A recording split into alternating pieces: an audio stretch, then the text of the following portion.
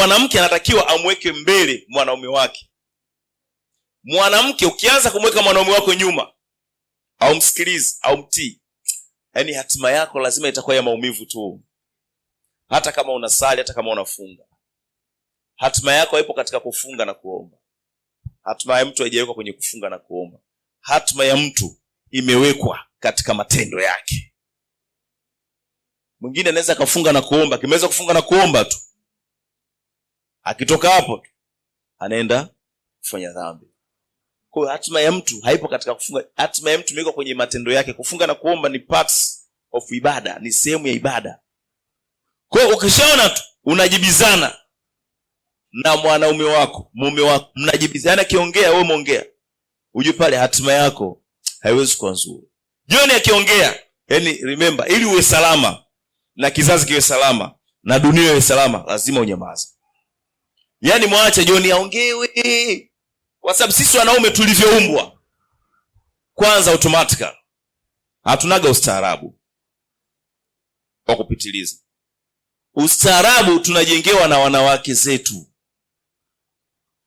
Sisi tumeumbwa kwa udongo. Kila siku nafundisha, sisi ni yani watu, yani hatuko normal.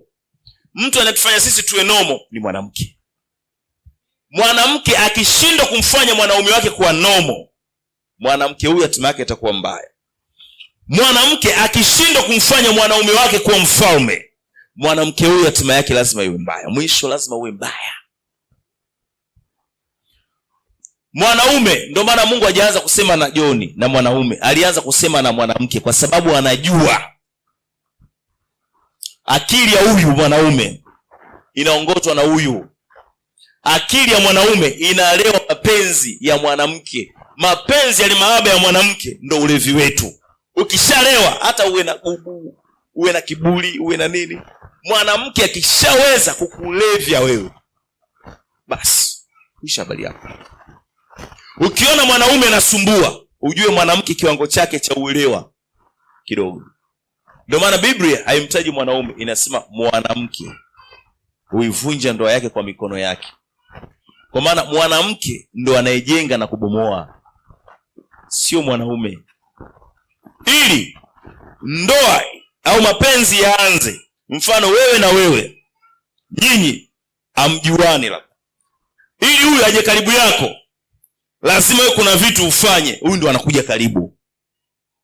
Wanawake wana madaha mengi, wana namna nyingi, wana namna wanavyoongea, wanavyotembea, wanavyokaa, anavyokutazama, vyote vile anakumaliza. Akikutazama tu kuisha habari yako. Akiongea kabisa, yani ndo shughuli imeisha. Kwa hiyo huyu ana silaha nyingi kapewa na Mungu za kumfanya huyu yani awe zoba, awe mjinga. Huyu akishindwa kuzitumia zile silaha, huyu hawezi kuwa zoba, hawezi kuwa mjinga. Huyu lazima atakuwa mtata. Ukimwona mwanaume ni mtata, ujue mwanamke kafeli. Mwanamke akiwa na akili na hekima, huyu asumbui mwanaume. Mwanamke kama hana hekima, atasumbuliwa kila siku, alafu haki zake zote atakosa. Huyu akiongea na huyu naye hapo hapa kaongea, au akafanya anajua kujibu hapo hapo hivi na hivi, yani huyu hatakuja kupata kuna haki za huyu kutoka kwa huyu, hawezi kuzipata. Never.